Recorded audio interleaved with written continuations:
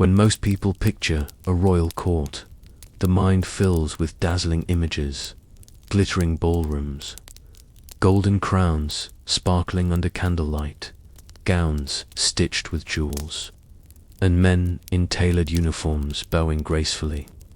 It is a scene of elegance, power, and timeless charm. The court, after all, has always been designed to impress, to show the world that monarchs live in a realm far above ordinary life. To outsiders, it looked like the very heart of perfection. But behind those closed palace doors, the truth was far more complicated, and sometimes far darker. Beneath the shimmering gowns and jeweled crowns lay an invisible web of rules, so strict, so suffocating, that even the most powerful kings and queens lived as prisoners of their own etiquette. A smile, a bow, a misplaced glance could mean the difference between honor and humiliation, even life and death. The glamour of royal life, as it turns out, was only the mask. Behind it lurked an intricate system of manners designed not for beauty, but for survival. These hidden rules dictated how one should walk, speak, eat, dress, and even breathe in the presence of royalty. The grandeur may have captivated the world, but the reality was a silent battlefield, where courtiers played dangerous games of obedience, loyalty, and deception. And this is the shocking truth that nobody tells you. The glittering world of royal courts was less about elegance and far more about control.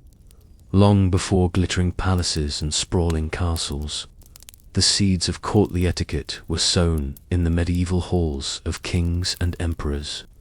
In those early days, monarchs were more than rulers.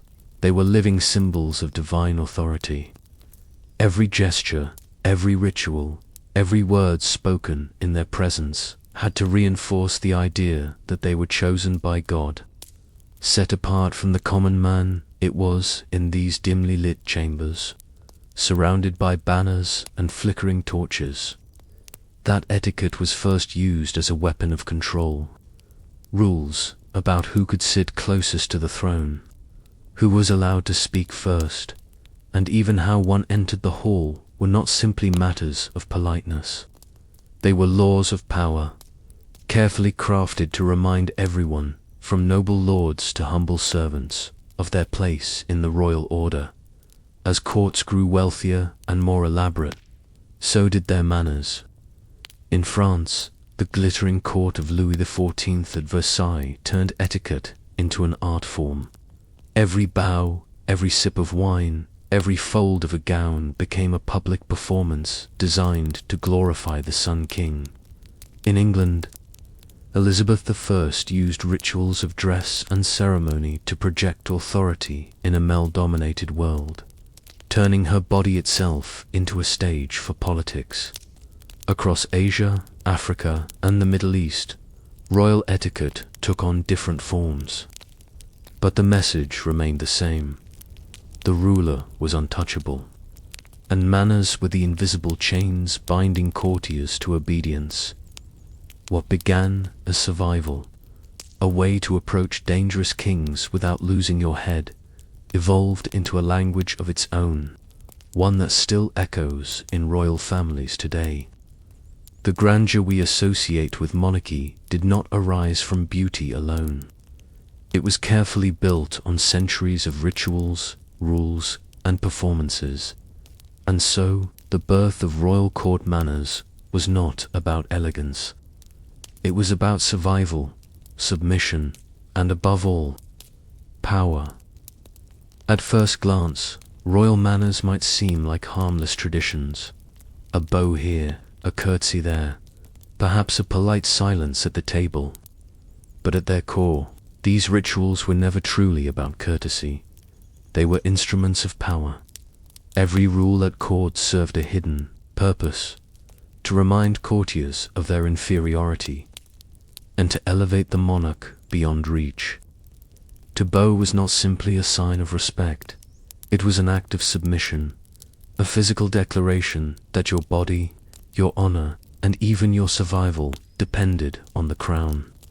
To remain silent until spoken to was not just etiquette. It was a way of reinforcing the monarch's dominance in every conversation. For rulers, these rituals were invaluable. By controlling the smallest details of daily behavior, kings and queens ensured that even the most powerful nobles remained trapped in an endless game of obedience. In Versailles, Louis XIV forced his courtiers to watch him wake, dress, and eat, each stage marked by a strict code of manners. This wasn't vanity, it was strategy. By binding his nobles to endless rituals, the king kept them too busy competing for his favor to plot rebellion. In England, Henry VIII turned etiquette into fear. Failing to follow the correct ritual could earn a nobleman exile, disgrace, or even execution. A misplaced word at the wrong moment wasn't merely impolite, it was treason. In this way, courtly manners became a silent weapon, sharper than any sword, ensuring obedience without the need for constant violence. The shocking truth is that royal etiquette was not about beauty or refinement. It was about control. Every bow, every gesture, every carefully chosen word chained the court to the monarch, turning manners into the invisible bars of a golden prison. One of the strangest and most intimidating rules of court was the simple act of looking. In many royal courts throughout history, even the monarch's gaze was regulated by strict codes of etiquette. To meet the eyes of a king or queen was not a privilege freely given. It was a dangerous honor, carefully rationed, and in some cases, forbidden entirely. In medieval Europe, courtiers were often instructed to keep their eyes lowered in the presence of royalty. Looking directly at the monarch without permission could be interpreted as arrogance, a challenge, or even treason. At the French court, there were elaborate rituals that dictated exactly when a subject could raise their head, often only after the monarch had first acknowledged them. The simple act of eye contact became a staged performance, reminding everyone that the king or queen stood above ordinary human interaction. The rule wasn't limited to Europe. In ancient China, the emperor was considered the son of heaven, and his face was believed to radiate divine authority. Commoners were forbidden from looking at him directly, and some had to cover their heads or kneel with eyes fixed to the floor. In Japan, the emperor's presence was so sacred that few ever saw his face at all, and strict protocol ensured that eye contact was nearly impossible. But the purpose was always the same: to separate ruler from subject, to transform a monarch into something more than human. Even the gaze, one of the most natural forms of human connection, was turned into a privilege, a weapon, and a reminder of one's place in the rigid hierarchy of court life. The glamour of royal courts painted kings and queens as radiant figures adored by their people. But the reality was this: the very act of seeing them could cost you your life. If the royal gaze was restricted, speaking to royalty was even more dangerous. Words, after all, had the power to reveal loyalty or to betray it. At court, language was not a tool for conversation. It was a minefield.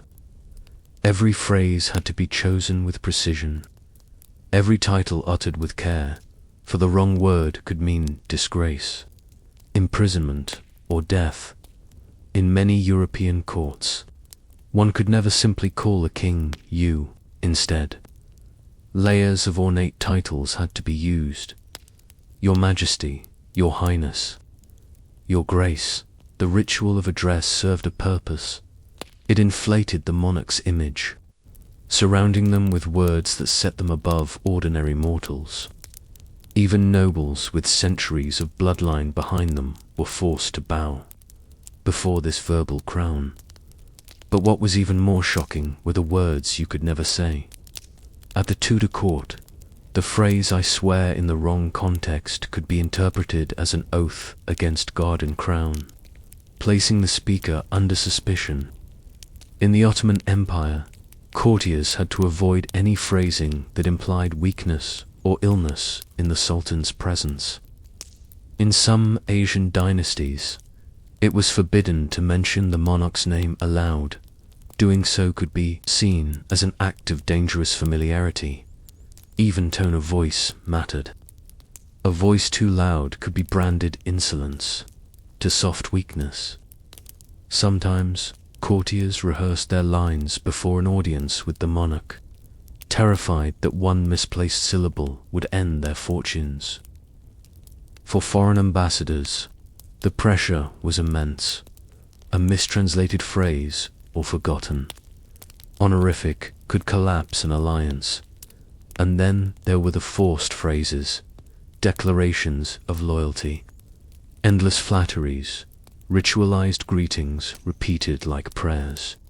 These were not optional courtesies, but obligations, drilled into courtiers until they became second nature. To speak to a monarch was never truly to speak. It was to perform. The glamour of royal conversations might sound elegant to modern ears, graceful exchanges of wit and charm. But the reality was chilling. Every word carried the weight of survival, and silence was often the safest language of all. Long before a word was spoken, a royal courtier's fate could be sealed with a bow or a curtsy. To modern eyes, these gestures might look graceful symbols of respect, elegance, even tradition. But within the walls of a palace, they were deadly serious. A bow was never just a bow, and a curtsy was never simply polite. They were codes of power, carefully measured, and each one carried meaning that could elevate or destroy. The depth of a bow mattered. In some courts, lowering your body to little was considered arrogance, while bowing to deeply suggested desperation or weakness. Both could be disastrous. Curtsies, too, were carefully scrutinized. At the French court of Versailles, ladies were judged on the angle of their knees, the precision of their hand movements, and the elegance of their descent. A poorly executed curtsy could spark whispers, insults, and lasting humiliation. These gestures weren't just about courtesy. They were about hierarchy. A bow to a king was deeper than one to a prince. A curtsy to the queen might be longer than to her ladies. Every noble had to know their exact place in the social pyramid, and their gestures had to reflect it. To miscalculate even by accident was to risk disrespecting the crown or insulting a rival in some cultures. Bowing was taken to extremes. In imperial China, the kowtow required subjects to kneel and press their foreheads to the ground, often multiple times, as a show of absolute submission to the emperor. In Japan, a system of bowing developed that still survives today, with angles ranging from slight nods to full each communicating status and relationship. At court, gestures became weapons in silent wars. Nobles exaggerated bows to flatter the monarch, or offered subtle curtsies meant to insult rivals. Behind the grace of these movements was an unspoken truth. Every gesture was a performance, every posture a calculation. The bow was not a gift of respect, was a demand of obedience.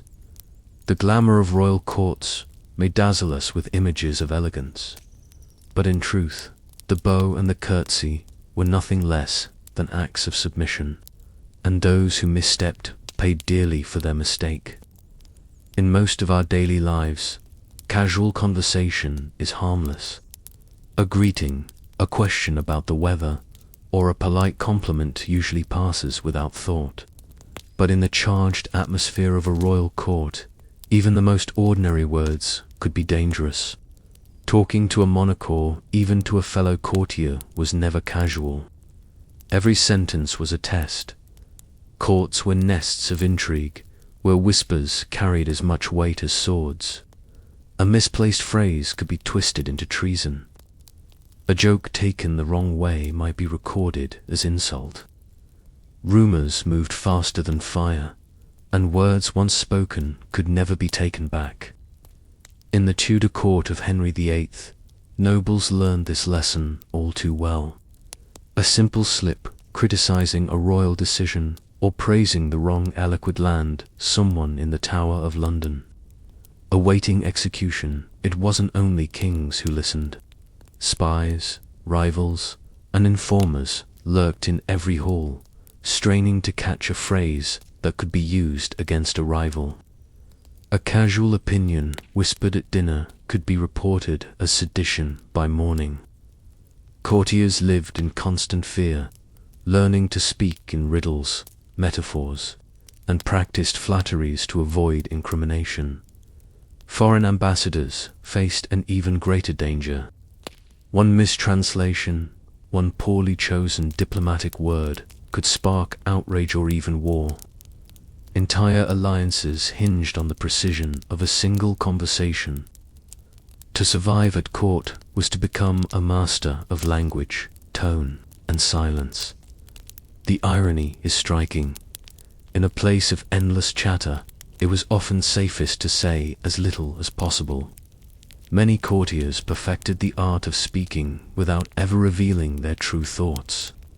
To remain agreeable was to remain alive.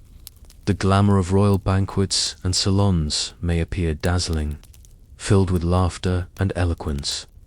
But beneath the surface, every conversation was a duel without swords where one wrong word could cost you everything, including your head. A royal banquet was never just about food. To the untrained eye, it might have looked like a grand feast. Golden goblets, glittering chandeliers, dishes piled high with exotic delicacies. But for those who lived within the palace walls, every meal was a contest, and table manners were the weapons. At court, how you ate was often more important than what you ate. Nobles studied the king or queen's every move, mirroring their pace, their gestures, even the way they lifted a spoon. Eating too quickly signaled greed, while eating too slowly risked appearing disinterested. One misplaced bite, one awkward spill, could humiliate a courtier in front of the entire assembly. Seating was equally treacherous. Where you sat at the table revealed your status, your favor, and your fortunes. To be seated near the monarch was the ultimate prize proof of influence. But such honor came with unbearable pressure. Every motion was watched, every mistake magnified. To sit too far away was a reminder of your insignificance. In this way, a meal became a map of power, laid out in courses and silverware. The food itself carried hidden codes. In Versailles, certain dishes were reserved only for the king, and attempting to taste them was unthinkable. In some courts, only the monarch could eat exotic delicacies brought from abroad, while courtiers made do with lesser fare. Even the act of raising a glass could be symbolic. To drink before the monarch was an insult, but to wait too long suggested hesitation. Table manners, then, were not about elegance, they were about survival. Banquets became stages where loyalty was displayed, alliances forged, and enemies quietly humiliated. A courtier might leave the table full, but also ruined. If their manners betrayed them, the glamour of royal feasts was dazzling to outsiders. But those who sat at the table knew the truth. Every bite carried meaning, and every sip could be your downfall. In palaces filled with abundance, one might imagine that kings and queens dined freely on whatever delicacy they desired. Yet the shocking truth is that monarchs often had long lists of forbidden foods dishes they could never touch, not because they lacked wealth, but because etiquette, superstition, and survival demanded restraint. Some prohibitions were practical, Certain foods carried risks of poisoning or disease, and since rulers were constant targets, they avoided them. Shellfish, for example, was often banned at court because it spoiled quickly and could cause fatal illness. Mushrooms, beloved in some regions, were avoided in others for the same reason. A monarch's life was considered too valuable to gamble on uncertain meals. Other restrictions were symbolic. In medieval Europe, foods like garlic and onions were sometimes frowned upon in royal dining halls, not because they were dangerous, but because their strong odors were considered vulgar, unworthy of regal breath. In Japan, emperors followed strict Shinto dietary laws, abstaining from certain meats at sacred times to preserve ritual purity. In India's Mughal court, rules about which foods could be consumed were deeply tied to religion and custom, reflecting the emperor's role as both political and spiritual leader. Then there were the political bans. A king might refuse foreign foods as a statement of independence, or avoid certain dishes to send a message to rivals. In some cases, entire food groups were shunned simply because they were associated with the lower classes. Bread, of course, grain, for instance, was deemed unfit for a royal table. What's most surprising is that these restrictions often extended to the courtiers themselves. If the monarch could not eat a particular food, neither could anyone else at the table. Thus, the rules of diet became yet another way to enforce obedience. A reminder that even in eating, the king or queen dictated the laws of the land. The glamour of royal banquets may dazzle the imagination with endless delicacies, but the reality was stark. The menu was not guided by appetite, but by fear, politics, and ritual. And sometimes, the finest dishes were the most dangerous of all. For centuries, kings and queens lived under constant threat, just from armies or assassins, but from something far more intimate, their own food. A single sip of wine, a bite of bread, or a spoonful of stew could end a reign in seconds. To guard against this silent danger, courts developed one of the most chilling rituals in royal etiquette: the tasting for poison. At many European courts, a trusted servant, often called the food taster or cupbearer, would be required to sample each dish before the monarch lifted a fork. This was no small gesture of loyalty. If the meal had been poisoned, the taster's life would be the price, sparing the ruler. It was an honor, yes, but also a death sentence waiting in disguise. The ritual was never simple. In Tudor England, dishes were presented in elaborate sequence, each one inspected, covered, and unlocked by guards before reaching the king's table. The taster would sip from the goblet, chew from the platter, and wait, often under watchful eyes, before declaring it safe. In Russia, the Tsars had entire kitchens sealed off from outsiders, with tasters monitoring every stage of preparation. Even then, suspicion lingered. Sometimes the ritual was as much theater as protection. The sight of a taster risking their life sent a clear message to guests. The monarch was too valuable, too sacred, to risk direct harm. It reinforced the idea that the sovereign's survival outweighed all others. Yet, ironically, some rulers still died from poisoned meals, either because tasters were bribed or because poison was slipped in after the test.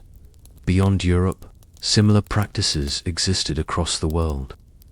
In Japan, emperors had entire teams dedicated to checking food, while in the Ottoman Empire, court officials personally oversaw every ingredient delivered to the Sultan's kitchen.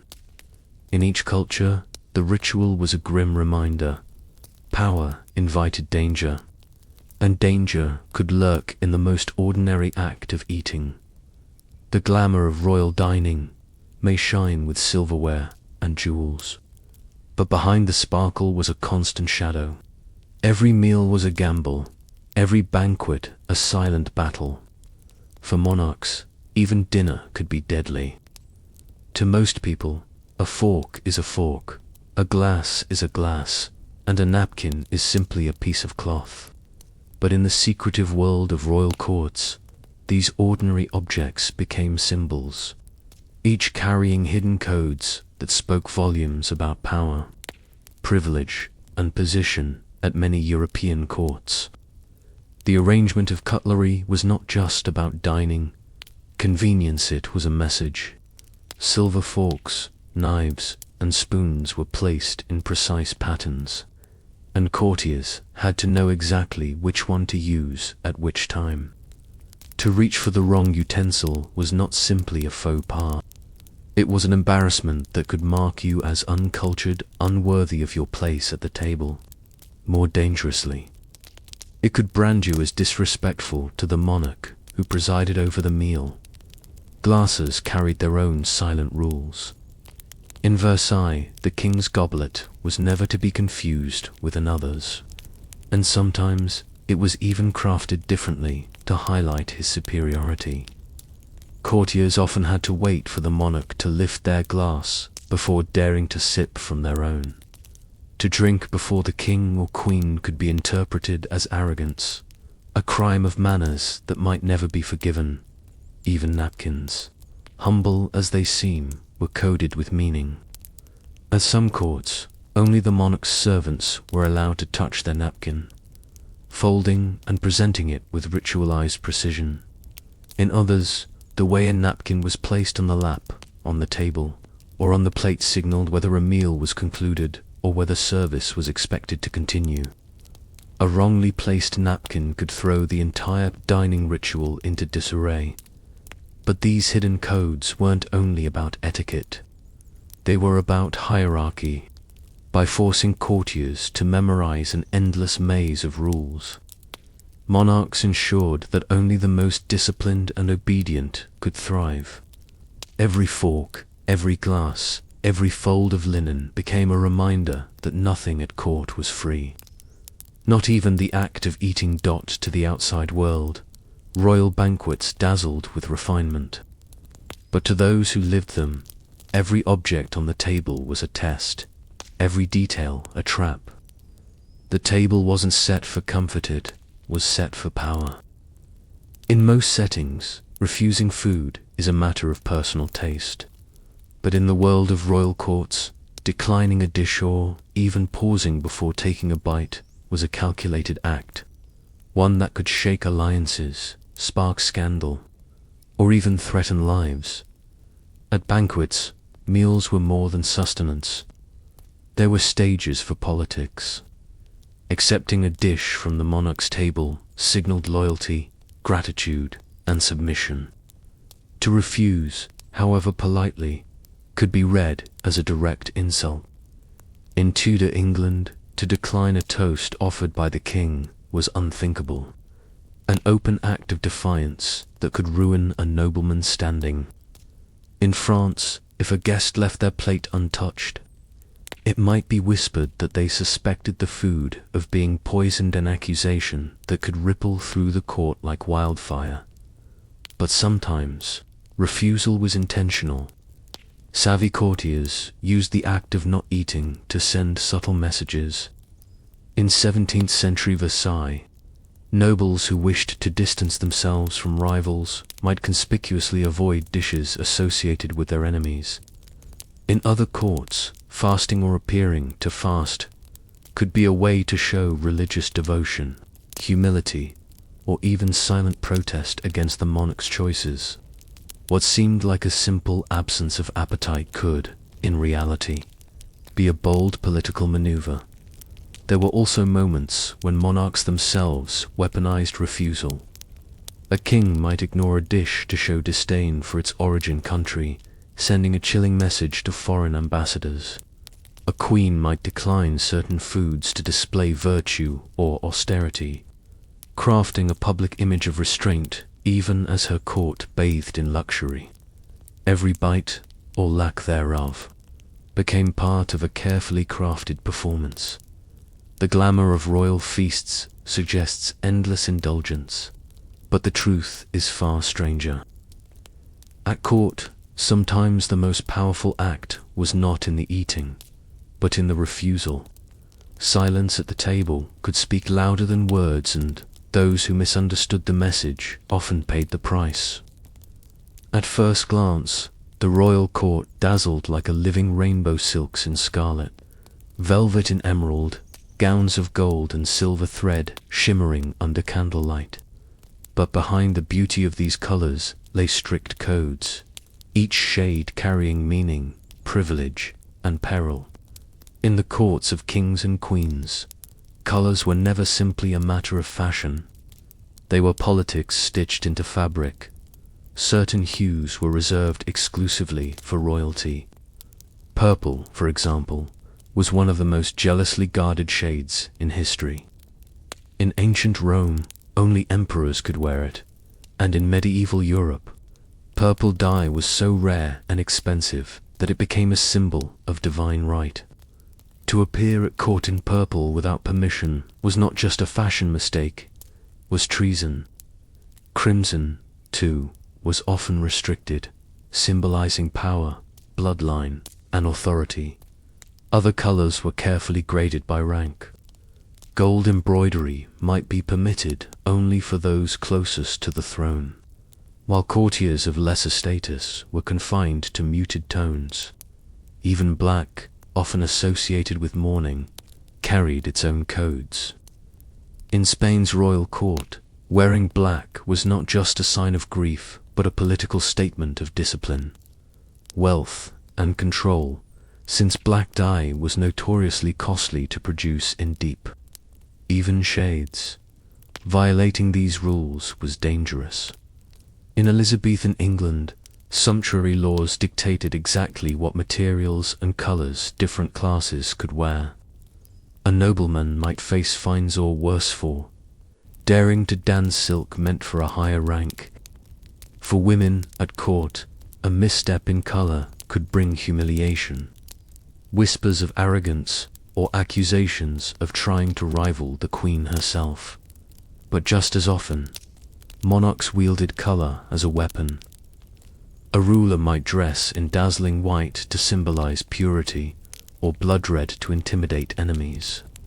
Queens, in particular, mastered the art of using color as silent speech. Elizabeth I's dazzling gowns of gold projected majesty, while Mary, Queen of Scots, chose white at her execution to present herself as a martyr. The glamour of courtly dress may enchant us with beauty, but behind every shade lay danger. To wear the wrong color was not just a fashion faux, it was a crime against the hierarchy. In the silent language of fabric, colors were life, death, and power woven into cloth. To the outside world, royal jewels seemed like simple treasures, sparkling crowns, heavy necklaces, diamond rings catching the light. But in the hidden language of the court, these stones were not ornaments, they were statements. Each gem, each brooch, each crown was chosen with precision, designed to send a message without a single word being spoken. Diamonds, for instance, were more than symbols of wealth. They represented endurance and strength. A monarch who appeared crowned in diamonds was declaring themselves unbreakable, eternal, chosen by heaven itself. Rubies, the color of blood, symbolized life, passion, and authority, making them perfect for warlike kings and queens who wanted to appear fierce and untouchable. Sapphires, with their deep blue hues, whispered of wisdom and divine favor, while emeralds suggested fertility, rebirth, and prosperity.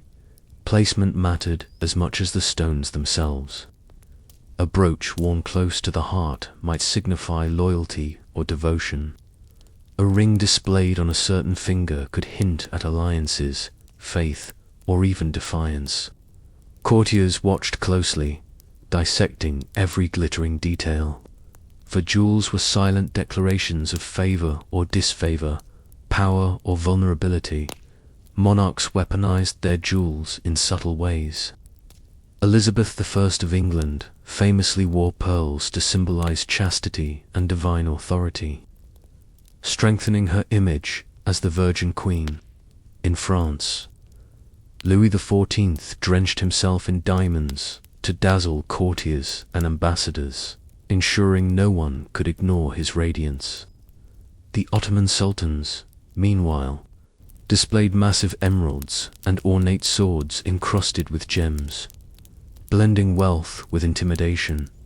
Even the absence of jewels spoke volumes. To appear at court without adornment could signal humility, mourning, or even a quiet act of resistance. A queen dressed plainly, stripped of glitter, could unsettle her rivals more than all the diamonds in her collection. The glamour of crowns and necklaces hides the deeper truth. Royal jewels were not fashion, but tools. They were chosen like weapons in a duel, designed to dazzle, intimidate, or manipulate. In the silent theater of the court, jewels spoke louder than words, and everyone knew how to listen. In today's world, shoes, gloves, and hats might be considered finishing touches, details of personal style. But in royal courts, these accessories were far more than decoration. They were markers of privilege, objects of ritual, and in some cases, weapons of subtle defiance. Shoes carried immense meaning. In many European courts, the height of a heel reflected one's status. Louis XIV of France famously wore red-heeled shoes, a privilege reserved for his inner circle. No one outside the king's chosen favorites dared to wear them. To stride into court with the wrong footwear was to invite humiliation or worse, accusations of presumption. In some cultures, showing the sole of a shoe was considered an insult so grave it could end alliances. Gloves were equally charged with symbolism. A monarch presenting gloves as a gift was not offering warmth, but favor. To receive them was to be bound by loyalty. At court, removing one's gloves before the wrong person could signal disrespect, while keeping them on in the monarch's presence might be interpreted as arrogance. In some traditions, the glove even became a tool of challenged knights, and nobles could throw a glove at an enemy's feet to demand a duel. Hats, too, were tightly controlled. To wear a hat in the presence of a monarch was unthinkable unless explicitly permitted. Yet paradoxically, being allowed to remain covered was sometimes a sign of great honor, reserved for only the most privileged nobles. The act of doffing a hat, done with a flourish or with hesitation, carried political weight, was it performed humbly or with reluctant pride. Even the material and feathers adorning a hat spoke of wealth, rank, and alliances. Accessories, then, were never trivial. They were part of the unspoken script of court life, each movement rehearsed, each choice scrutinized. Shoes marked who belonged, gloves bound alliances, and hats could crown or crush a reputation. The glamour of these accessories sparkled in portraits and ceremonies. But within the palace walls, they were weapons of etiquette, as sharp as daggers. At court, a misplaced glove or a wrongly worn hat could be the difference between rising in favor or falling into disgrace. At court, fashion was never just about beauty, was politics stitched into fabric.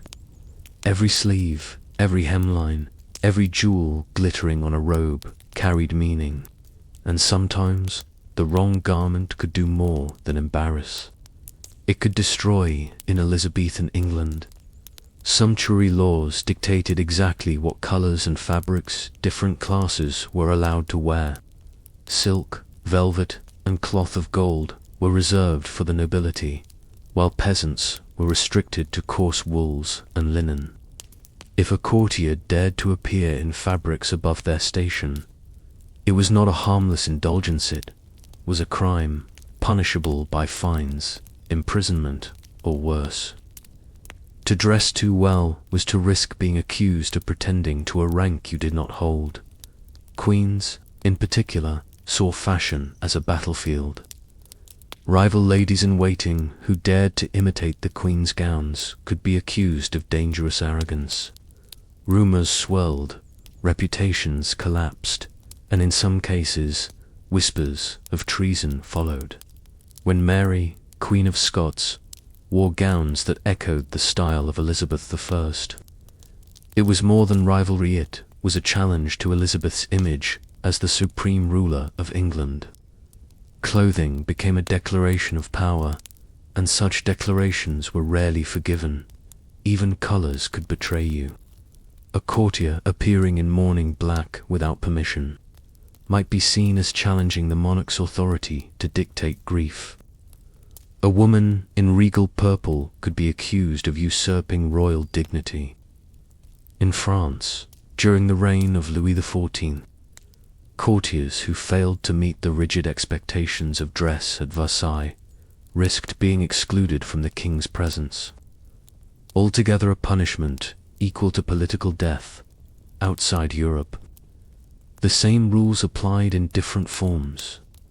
In imperial China, wearing yellow, the sacred color of the emperor, was forbidden to commoners.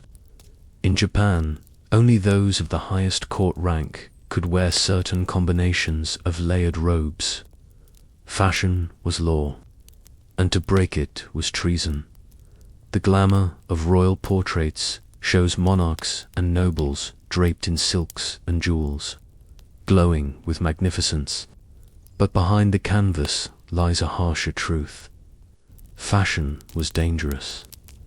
The wrong garment could be your downfall, and beauty itself could be branded as rebellion. For most people, waking up is a private momenta yawn, a stretch, a slow start to the day. But for kings and queens, even this most intimate act was transformed into ritual, witnessed by courtiers, and bound by rules that reinforced power. In the royal court, the morning was not simply the beginning of the day. It was a performance of authority at Versailles. Louis XIV's lever, Dura, the rising of the king, was one of the most elaborate rituals in Europe. As the Sun King stirred from his bed, a carefully chosen circle of nobles was admitted to witness his awakening. Each stage of dressing, from handing the king his shirt to fastening his shoes, was performed by courtiers of ascending rank, each desperate for the honor of participating. What should have been a private routine became theater, and the privilege of handing the monarch a garment could make or break a nobleman's career. This was not vanity. It was strategy. By turning his mourning into a ceremony, Louis XIV reminded everyone that his body, his time, even his breath, belonged not to himself, but to the state. Nobles squabbled for scraps of access, and in the process, their loyalty was bound tighter to the throne. The same pattern appeared elsewhere. In England, Queen Elizabeth I allowed select ladies-in-waiting to assist with her mourning rituals, transforming them into both servants and spies. In the Ottoman Empire, sultans were attended by eunuchs and court officials who guarded the sacred space of the ruler's chamber. Even in Japan, emperors followed prescribed rituals upon waking, their first prayers and movements designed to align with divine harmony. The message was clear. There was no moment too small to escape politics. Even the act of rising from bed was a performance of majesty, designed to remind courtiers of their place and to reinforce the image of the monarch as the center of the world.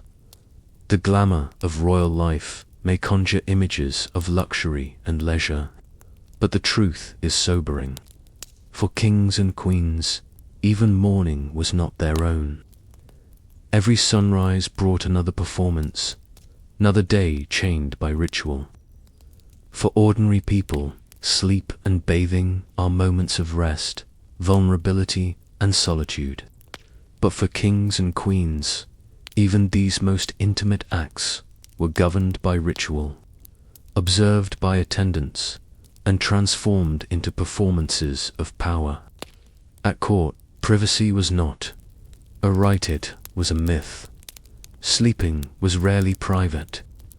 Royal chambers often doubled as political theatres.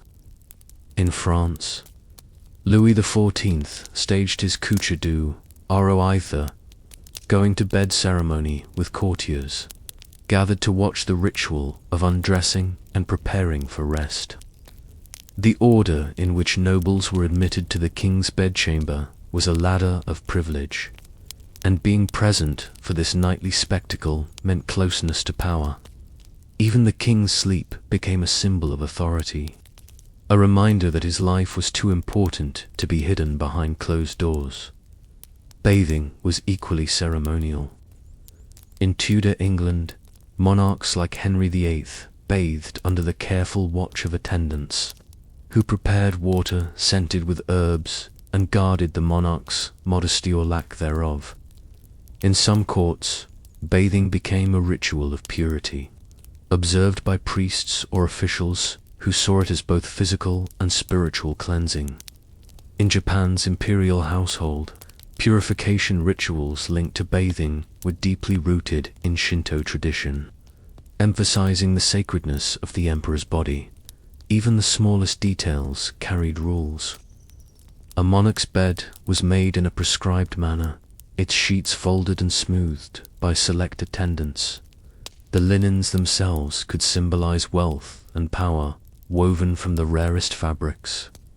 Towels, basins, and soaps used in bathing were likewise restricted objects of ritual, not comfort to modern minds. The idea of being watched while sleeping or bathing seems suffocating, almost cruel. Yet for royalty, this lack of privacy was deliberate. By surrounding the monarch with constant witnesses, the court ensured that the sovereign was never truly human in the eyes of their subjects. They were elevated, set apart, and trapped within endless ceremony. The glamour of palaces may suggest luxury and freedom, but the truth was stark. Kings and queens lived their lives on stage. Even in bed, even in the bath, they were prisoners of etiquette. Royalty lived in two worlds: the dazzling stage of the public court, and the hidden chambers where they could briefly be themselves. But even in private, the line between authenticity and performance was never clear. Monarchs were trapped between two faces, the flawless sovereign and the vulnerable human dot in public. Manners were everything. Every gesture was rehearsed, every expression calculated. Kings and queens had to radiate confidence, dignity, and absolute control. They could never show fatigue, hunger, or sorrow in front of their subjects, lest it be taken as weakness. Even the smallest slip, a yawn, a frown, a stumble could be magnified into scandal. The court watched constantly, recording every detail, eager to interpret hidden meaning in the monarch's behavior. In private, however, cracks appeared. Behind closed doors, rulers sometimes let down the mask. Letters and diaries reveal monarchs who laughed too loudly, wept over personal losses, or confessed their exhaustion from the endless charade of etiquette. Yet even in these moments, they were rarely alone. Servants, attendants, and favorites surrounded them, ready to dress, feed, and monitor their every move. True privacy, even in their most personal spaces, was a luxury they almost never knew. The duality was exhausting. Imagine being forced to smile at banquets while mourning in silence, or delivering speeches of strength while your body wasted away from illness. Many monarchs broke under this pressure. Some sought escape in secret affairs, hidden gardens, or locked chambers. Others doubled down, performing their roles until the performance consumed them entirely. The glamour of the crown projected perfection to the world, but the reality was a double life. To the court, the monarch was flawless, divine, untouchable. But in the shadows, they were fragile, flawed, and human. The two faces of royalty, public majesty and private suffering, were never meant to meet. And yet, they defined the silent tragedy of court life. To touch another human being is one of the simplest acts of connection. A handshake, a hug, even a brush of the hand can carry warmth and meaning. But in the world of kings and queens, touch was not a gesture of affection. It was a privilege, and one that almost no one possessed. In most royal courts, the monarch's body was considered sacred. To touch them without permission was unthinkable, even criminal. In medieval Europe, some rulers were believed to carry divine power in their very skin. The royal touch was thought to cure diseases such as scrofula, and subjects would travel miles for the blessing of a king's hand. Yet paradoxically, while the monarch could touch their people, almost no one could touch the monarch. The balance of power was one-directional. The rules were strict. In Tudor England, courtiers could only kiss the king's hand if granted the honor.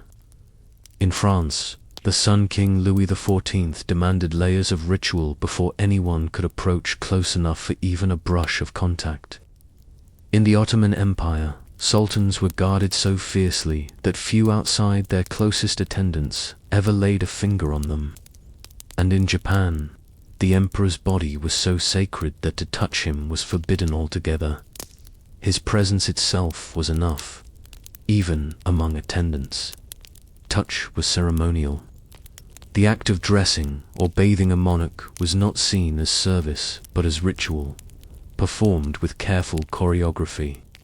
A servant who fumbled while fastening a cloak or adjusting a crown risked humiliation or punishment. Every brush of fabric against royal skin had meaning. The prohibition extended beyond protectionate with strategy.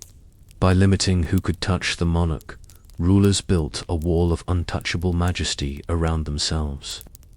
Their very bodies became symbols of power, too holy to be handled casually. The glamour of court life often paints monarchs as adored figures, surrounded by admiration and love. But the truth is harsher. Even those closest to them could not reach them. To touch a king or queen was not intimacy, it was politics. And for most, it was forbidden forever. Inside the royal court, the line between noble and servant was not only drawn by rank, wealth, or birth, it was reinforced every hour by manners. Etiquette became the invisible wall that separated those of privilege from those bound to serve, reminding everyone of their place in the hierarchy. Nobles lived under one set of rules, often designed to showcase refinement and superiority. They bowed in prescribed ways, spoke in carefully measured tones, and followed rituals that emphasized their closeness to the crown. They had access to the monarch's presence, even if only from a distance, and every gesture was intended to elevate them above the masses. Servants, however, were governed by a harsher etiquette. They were expected to be silent, invisible, and perfectly obedient. At Versailles, servants were required to step aside and bow whenever a noble passed by, their eyes lowered to the floor. In Tudor England, a servant might not speak to the monarch at all unless directly addressed, and even then, their words were tightly controlled. To forget these rules, to move too quickly, or to show too much confidence in the royal presence was enough to lose one's position. But there was another, subtler division. Servants were also trained in rituals of deference, how to present dishes, how to fold garments, how to bow without seeming hurried. Nobles, meanwhile, were trained in rituals of authority, how to command, how to show dominance through posture, how to accept service with grace. These two systems of etiquette intertwined like gears, each reinforcing the other, ensuring the machine of hierarchy ran smoothly. Yet this structure was fragile. Sometimes, servants learned to exploit their invisibility, overhearing secrets, carrying gossip, or manipulating rituals to their advantage. A servant might delay a bow to humiliate a rival courtier, or whisper a poisoned word at just the right moment. In such cases, the rigid manners that separated nobles from servants became weapons that blurred the lines. The glamour of palaces may suggest harmony between the ranks, with nobles leading and servants obeying. But the reality was far more tense. Etiquette was a constant reminder of inequality, a system designed to keep everyone in their place until someone dared to bend the rules. Among the glittering nobles and solemn servants of the court, one figure stood apart, the jester, dressed in bright colors, jingling bells, and armed with sharp wit. The jester seemed free of the suffocating etiquette that ruled everyone else. He could mock, joke, and even ridicule the monarch, things no noble would dare. Yet this freedom was a double-edged sword. The jester's role was carefully controlled. Laughter was permitted only when it served the crown. Kings and queens valued their jesters for cutting tension, entertaining guests, and sometimes even speaking truths that others were too afraid to say. A clever jester could highlight the absurdity of court politics, wrapping dangerous criticism in humor that made it palatable. But this apparent freedom carried grave risk. A joke that went too far, a satirical barb that touched a sore subject, could end in exile or execution. Henry VIII of England tolerated his fool. Will Somers more than most, yet even Somers knew there were lines he dared not cross. In France, jesters who displeased the monarch could vanish overnight, their laughter silenced forever. The jester was both insider and outsider, privileged enough to speak in ways nobles could not, but powerless if his words struck the wrong nerve. His survival depended on a delicate balance, amusing the monarch without offending them, mocking rivals without appearing too loyal, and speaking truth without ever making it sound like rebellion to the outside world. The court jester looks like a symbol of joy, a harmless fool in motley. But the reality was more dangerous. He walked a tightrope of humor, where one misplaced word could send him plummeting into disgrace. The jester's laughter was not freedom, it was a performance on the sharpest edge of etiquette. To the outside world, ladies-in-waiting seemed to live lives of privilege. They dressed in fine fabrics, attended glittering banquets, and stood closer to the queen than almost anyone else. Yet their positions, while enviable, were also perilous. For these women, court etiquette was both armor and weapon, and their daily lives were silent wars fought with smiles, whispers, and bows. Every gesture mattered. A lady-in-waiting who assisted the queen with dressing had to fold garments in the correct order, present jewels with the right hand, and bow at the right depth. A misstep was not just clumsiness, was a sign of incompetence, or worse, disrespect. Rivals watched for these slips, eager to twist them into scandal. One fumbled bow could mean months of humiliation, whispered about in every corridor of the palace. The competition was fierce. Gaining the queen's ear for even a few moments could tip the balance of power. A well-timed compliment, a graceful curtsy, or the delivery of a private note could make a favorite. But being too bold risked accusations of arrogance. The tightrope was constant. Too quiet, and you vanished. Too visible, and you threatened the queen herself. Etiquette became their battlefield. Rival ladies might accidentally brush a gown too harshly, spill a drop of perfume, or whisper faintly audible insults under the guise of polite chatter. They fought not with swords, but with poise, using every rule of courtly behavior to wound without ever appearing improper.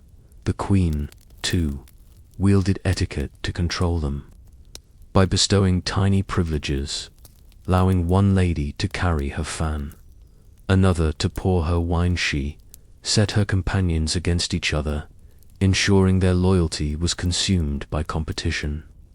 In this way, manners became chains, binding women to the queen's will through jealousy and fear. The glamour of being a lady-in-waiting shines in portraits and stories, where they appear as elegant companions. But the truth is darker.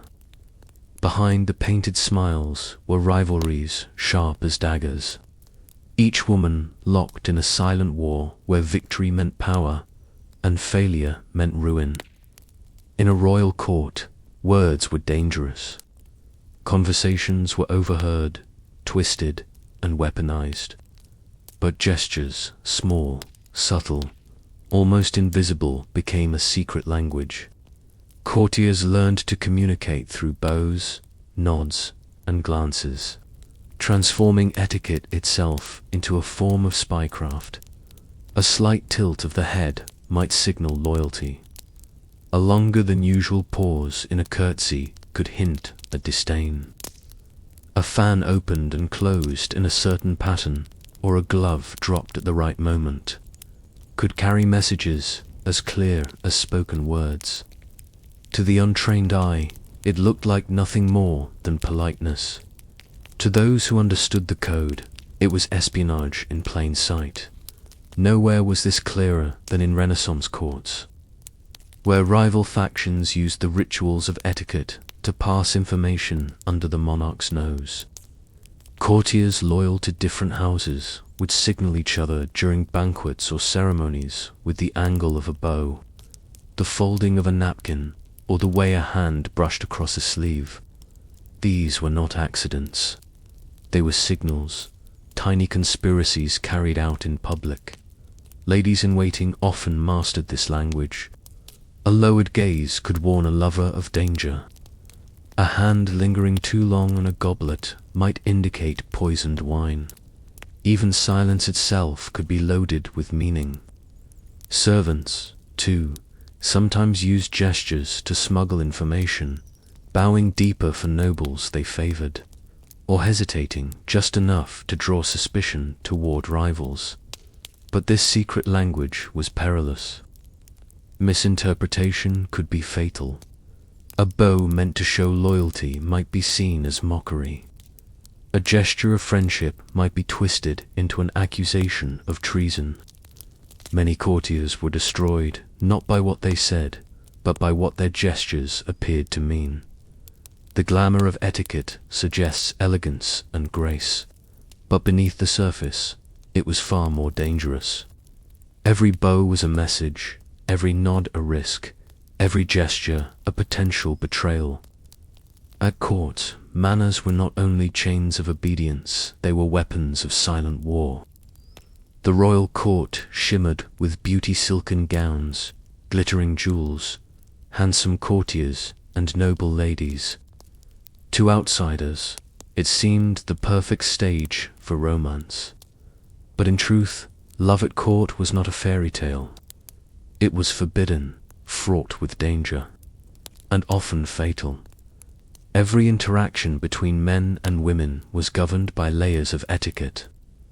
A glance across the banquet table, a hand held too long in a dance, even a whisper exchanged in a corridor could ignite rumors. To fall in love openly was unthinkable, unless the union served the crown. Monarchs saw their courtiers not as individuals, but as pawns in political games, where marriage was a tool for alliances and bloodlines, not affection for queens and princesses. The restrictions were even harsher. Their bodies, their futures, and even their hearts were considered property of the state. A stolen kiss or secret letter could bring accusations of treason. Anne Boleyn, once adored, fell victim not only to politics, but to whispers of forbidden love, real or imagined. In France, Louis XIV tolerated the romances of his courtiers, but only when they didn't interfere with his control. Step outside those boundaries, and passion could swiftly turn to peril. Yet forbidden love flourished in secret. Courtiers found ways to bypass etiquette, hidden notes slipped in gloves, confessions whispered during dances, or rendezvous masked by the chaos of festivals. Lovers spoke a language of subtlety, using bows, glances, and tokens to communicate. But secrecy was fragile. Spies lurked in chambers, rivals reported indiscretions, and one careless gesture could expose everything. The irony was cruel. A court filled with beauty, elegance, and longing was also the place where love was most dangerous. The glamour of romance at court might inspire poems and plays, but the reality was chilling. Love was forbidden, desire was dangerous, and passion often ended not in happiness but in scandal, disgrace, or death. In a royal court, marriage was not a union of hearts but a collision of politics. Behind every bridal veil and golden ring lay treaties, alliances, and strategies that shaped nations. Etiquette surrounded these marriages like armor, ensuring that personal desire was crushed beneath the weight of duty. For kings and queens, weddings were acts of diplomacy, a union between royal houses, sealed peace treaties, secured armies, or expanded territories. Etiquette dictated everything: the negotiations of dowries, the order of processions, the seating of guests, even the rituals of the wedding night. Every step was carefully scripted to display power and cement political ties. The bride and groom often had little say. Princesses were traded like treasures, sent to foreign lands with strict instructions on how to behave, dress, and even eat in their new courts. Their role was clear: to embody the manners of their homeland while adopting those of their husband's kingdom, becoming a living bridge between two powers. A single breach of etiquette could be seen as an insult to an entire nation. At times, marriages created more tension than unity. Courtiers dissected every detail: the color of the bride's gown, the jewels she wore, the rituals observed at the altar. An overlooked custom might ignite suspicion, while a perceived slight could unravel fragile alliances. Even the consummation of the marriage, a private act, was sometimes turned into a public matter, with witnesses ensuring the union was valid. The humiliation was cloaked in ritual, but its purpose was political survival, and yet, despite the rules, scandals abounded. Monarchs often took mistresses, nobles fell in love outside arranged unions, and queens occasionally defied the restrictions placed upon them. These breaches of etiquette, however, were dangerous, capable of toppling reputations and sparking wars. The glamour of royal weddings, books, music, and golden feasts hides the harsher truth. They were not celebrations of love, but displays of control. Marriage at court was not a promise of happiness, but a performance of politics, scripted down to the smallest bow in the rigid world of courtly etiquette. Marriage was political, but passion rarely obeyed politics.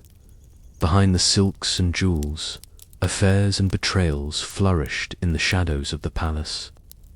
Adultery was one of the court's most dangerous secrets, and its consequences were often silent, swift, and brutal. Whispers were the court's lifeblood.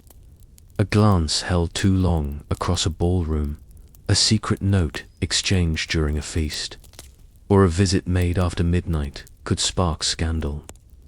Rivals pounced on rumors of infidelity, twisting them into weapons to destroy reputations. For queens, the risk was even greater. A king might be excused for straying, but a queen accused of adultery faced ruin. Anne Boleyn, Queen of England, was charged with multiple affairs, whether real or fabricated, and executed for treason. Her supposed broken vows were enough to end her life. Punishments were rarely public at first. Often they came quietly. A lady dismissed from service, a noble stripped of land, a lover exiled to a distant estate. Sometimes poison or a staged accident ensured the scandal never reached wider ears. Yet when the crime was deemed too serious or too politically useful, the punishments became spectacles. In France, noblewomen accused of adultery were paraded in shame, their jewels stripped away. In Spain and Italy, duels were fought over whispered affairs, leaving blood on the marble floors of the palace. Even kings and queens themselves were not free from suspicion. Henry VIII's paranoia over betrayal turned love into a weapon, with courtiers and queens alike accused and executed. In other courts, rulers quietly tolerated affairs, using them as tools to control their nobles. If a monarch knew a courtier's secret, they held power over them forever.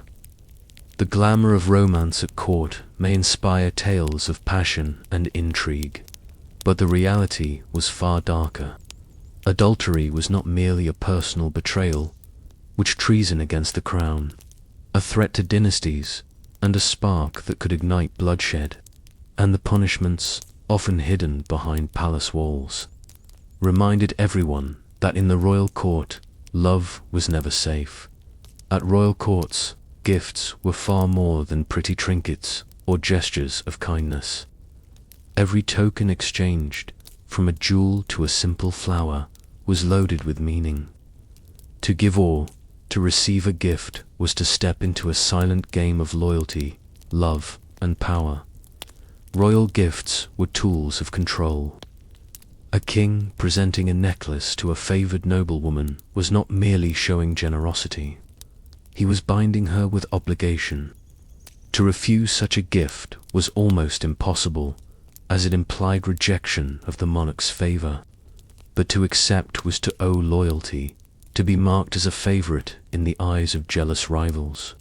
Queens, too, wielded tokens as weapons, offering brooches, gloves, or rings to ladies-in-waiting, as signs of trust or subtle traps to test loyalty.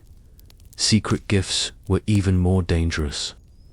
Lovers exchanged rings, lockets of hair, or embroidered handkerchiefs, each carrying whispered promises of affection. But these private tokens could easily become evidence of betrayal if discovered. Many a court scandal erupted from a misplaced jewel or a servant who stumbled upon a hidden letter. In Tudor England, such objects could condemn a person to death if they suggested treasonous romance with the Queen. Even diplomatic gifts carried codes. Foreign ambassadors presented exotic animals, rare spices, or intricate treasures to monarchs. Each item a calculated message of respect, submission, or challenge. To mishandle such a gift, to reject it, misuse it, or undervalue it was to risk insulting an entire nation.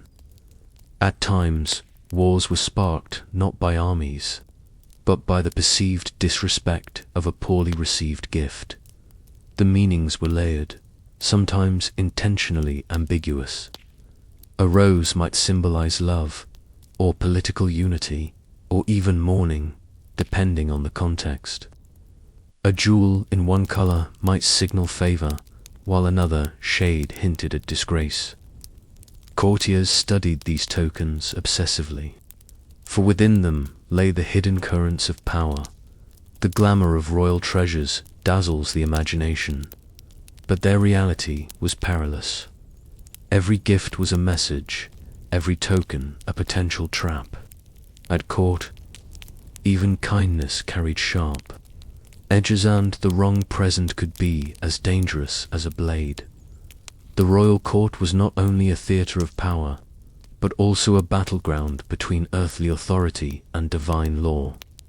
Kings and queens were expected to balance two worlds: the glittering rituals of the palace and the solemn traditions of the church.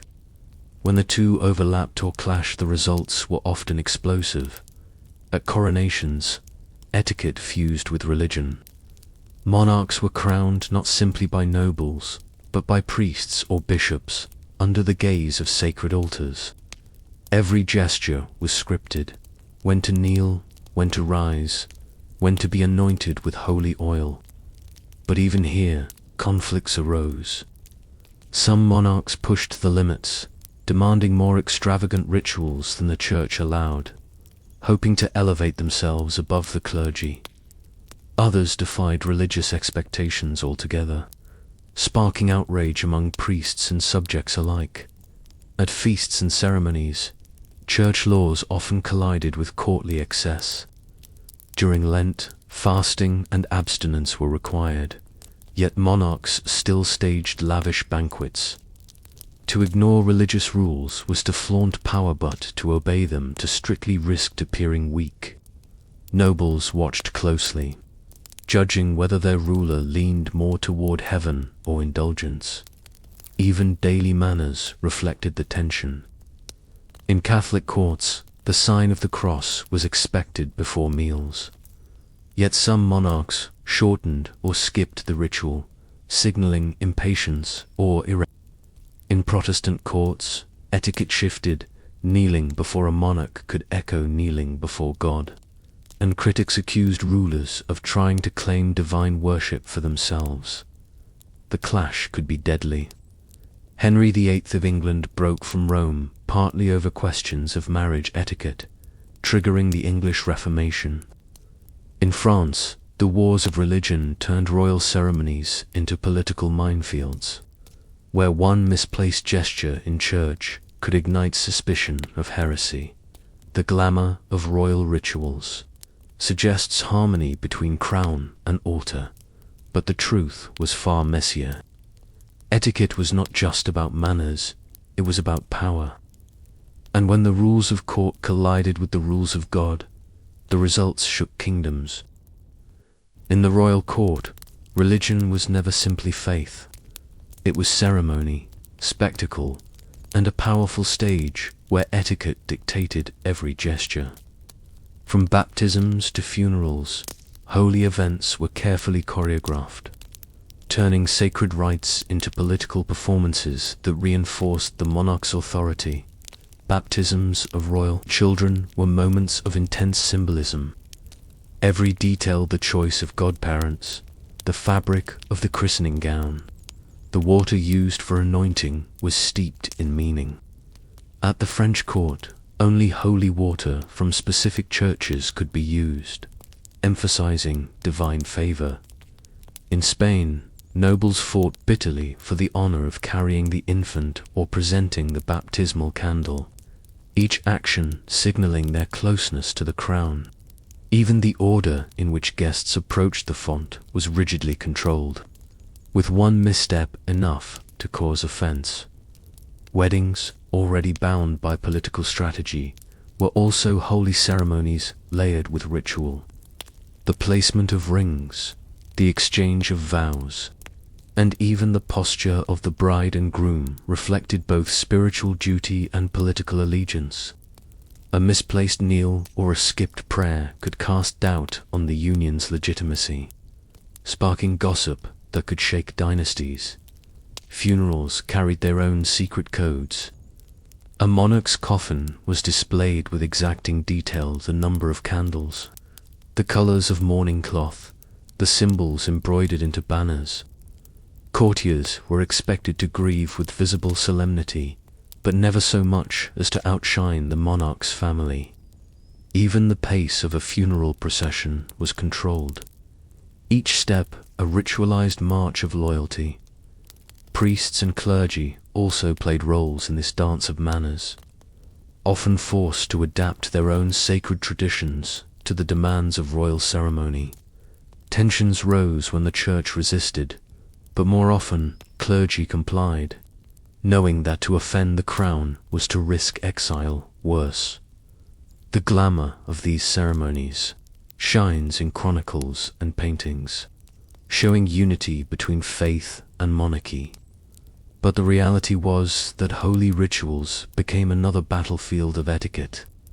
Every prayer, every bow, every candle lit was a message, blending sacred devotion with the cold politics of power. For most believers, confession is a private act of faith, a moment to bare the soul, to seek forgiveness, to unburden hidden sins. But for kings and queens, even confession was not free. It was wrapped in etiquette, watched by politics, and fraught with danger. The choice of priest was never simple. Monarchs could not confess to just anyone. Their confessors were carefully chosen, often political appointments in themselves. A confessor who heard the monarch's sins gained immense influence, privy to secrets that could topple reputations or shape policies. In France, the Jesuit confessors of the king were said to wield silent power behind the throne, guiding royal conscience with whispers cloaked in holy authority. But etiquette bound the ritual. A monarch might kneel, but never too low, lest it seem they placed themselves beneath the church. In some courts, rulers sat elevated even while confessing, maintaining their image of divine right. Every gesture of humility had to be balanced by a performance of majesty. The paradox was clear. How could a sovereign, supposedly chosen by God, admit sin without undermining their authority? Forbidden etiquette emerged from this tension. Monarchs were expected to confess, yet certain sins were dangerous to reveal. Admitting doubts about faith, secret romances, or political betrayals could hand power to the wrong priest. As a result, many rulers confessed selectively, holding back truths or manipulating the act itself as a political tool. In Tudor England, priests were sometimes suspected of reporting confessions to the crown, blurring the line between sacred secrecy and espionage. For courtiers, confession was just as perilous. A whispered sin could find its way back to rivals, carried by priests loyal to factions within the palace. To confess fully was to risk exposure. To confess too little was to risk damnation. Even faith became a performance, where one's eternal soul was weighed against survival at court. The glamour of religion at court often shows monarchs as pious figures, kneeling before altars in humble devotion. But the truth was far darker. Confession was not freedom, it was a cage of etiquette, where even the holiest ritual could be twisted into a weapon of power. For most, eating is a private comfort shared among family, friends, or taken alone in peace. But for kings and queens, meals were never truly private. To eat in public was not about nourishment, but performance. Every bite, every sip, every gesture at the table was theatre, staged to display majesty and control. At the court of Louis XIV of France, the ritual of the Grand Caviar turned dining into spectacle. The Sun King ate before an audience of nobles, who gathered not to share his meal, but to watch him consume it. Courtiers observed every movement, the way he lifted a spoon, the pace of his chewing, the elegance of his gestures. It was not food they admired, but the performance of authority. To be invited to witness this ritual was an honor greater than feasting beside him. In England, similar spectacles unfolded. Banquets were staged as political theatre, where monarchs demonstrated abundance and power through endless courses of exotic dishes. Courtiers studied the royal table as though it were scripture, memorizing the unspoken rules: never eat before the monarch, never finish before them, and never draw attention to your own plate. The king's appetite or lack thereof could itself become a statement of strength or fragility. This performance was not just for nobles. In some courts, commoners were admitted to view the monarch dining, reinforcing the image of the sovereign as both provider and ruler. The king or queen's body became part of the state's propaganda, a symbol of stability embodied in the simple act of eating. Yet behind the glamour, meals were exhausting rituals for monarchs, who lived under constant scrutiny, with no moment of true relaxation. What should have been the most human act, eating, was twisted into theatre. The glamour of a royal feast was dazzling, but the truth was suffocating. Every bite was staged, every swallow performed. Every meal another reminder that even nourishment was ruled by etiquette. A royal banquet was never just a meal. It was theatre on a grand scale, a stage where politics, diplomacy, and etiquette intertwined in dazzling but dangerous ways. Every course, every seat, every performance was calculated to send a message of wealth, dominance, and control. Seating was one of the first acts of drama, where a guest was placed at the table, revealed their standing in the monarch's eyes. To be seated close to the ruler was an honor that could elevate a noble's reputation overnight. To be placed far down the table, near servants or minor figures, was a public humiliation. Guests often learned more about their political fortunes from their chair at the banquet than from any official decree. The food itself was a spectacle of abundance. Monarchs ordered exotic ingredients from across the world, peacocks roasted in their feathers, sugar sculptures taller than men, fountains flowing with wine. These were not dishes meant to satisfy hunger. They were edible symbols of power. To serve more food than anyone could possibly eat was to declare the crown's wealth and dominance over scarcity. Entertainment transformed the meal into full theatre. Musicians played, dancers performed, and poets recited verses while nobles dined.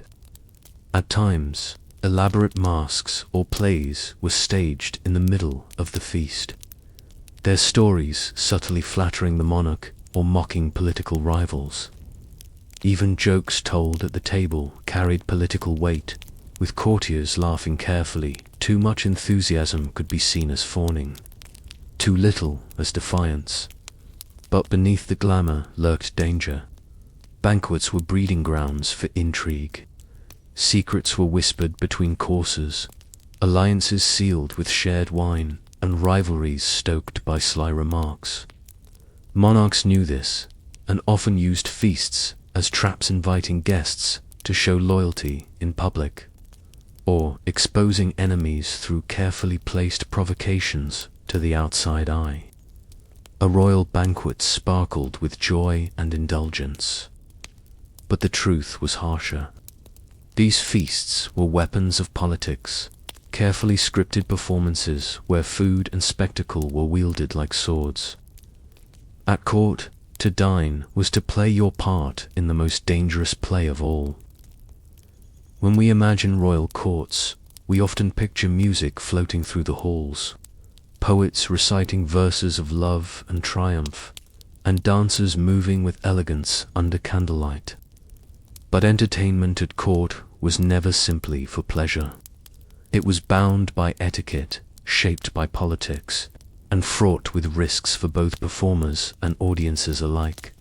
Musicians lived by strict codes. They could not play before the monarch without permission, and the choice of instrument or song carried meaning. A triumphant march might signal royal strength, while a somber hymn could risk casting a shadow over the ruler's image. In some courts, only certain instruments could be played in the monarch's presence: violins and lutes for intimacy, trumpets and drums for ceremony. A wrong note was not just a mistake. It was an insult to royal dignity. Poets and writers walked an even sharper line. Their verses had to flatter the crown while entertaining the court. A misplaced metaphor or unintended double meaning could be twisted into criticism.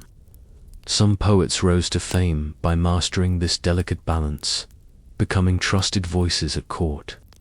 Others fell into ruin when their art was read as mockery.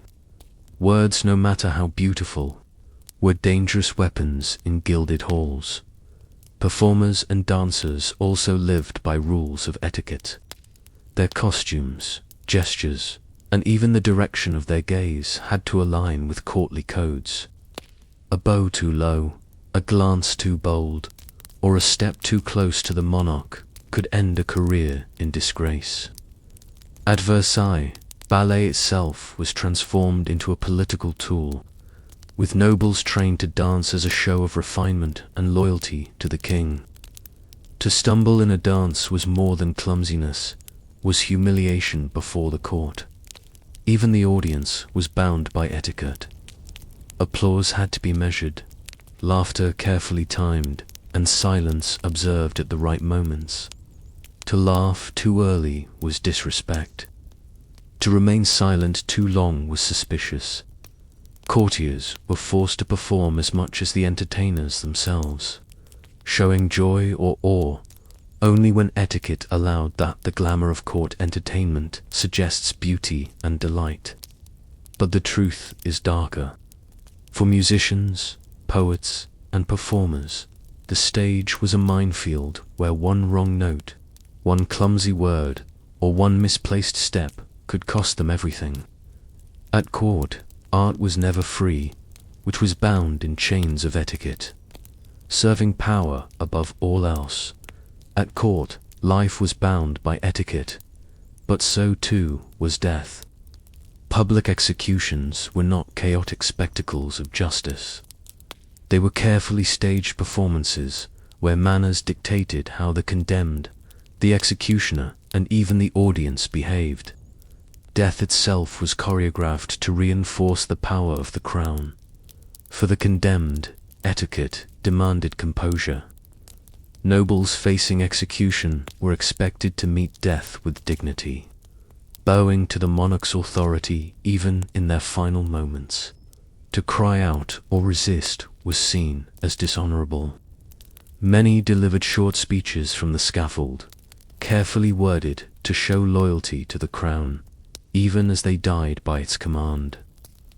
Anne Boleyn, Queen of England, famously praised Henry VIII in her final words, declaring her obedience as the sword hovered above her neck. It was not sincerity, was etiquette, meant to protect her family from further disgrace. Executioners, too, followed rules. They bowed to the monarch's representatives, performed the act with ceremony, and sometimes even asked the victim's forgiveness before striking the fatal blow.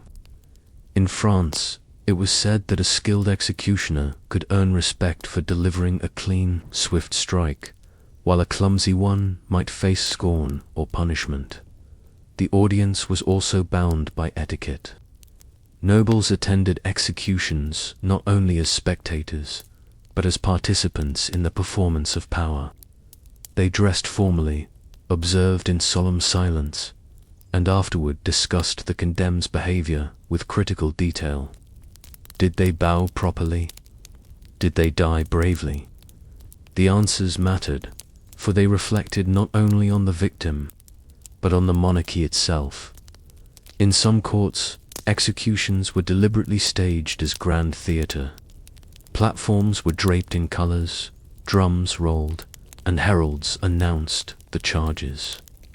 The condemned became actors in a deadly play, their manners in death as scrutinized as their actions in life.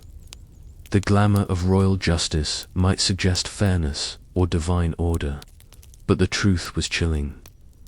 Public executions were not just punishments. They were lessons, carefully scripted performances reminding everyone that even in death, etiquette reigned supreme at court. Betrayal rarely came with daggers drawn in dark corridors. More often, It arrived with a bow, a smile, and a polite word. Treachery in the palace was wrapped in etiquette, cloaked in charm, and delivered so gracefully that the victim sometimes did not realize they had been betrayed until it was far too late.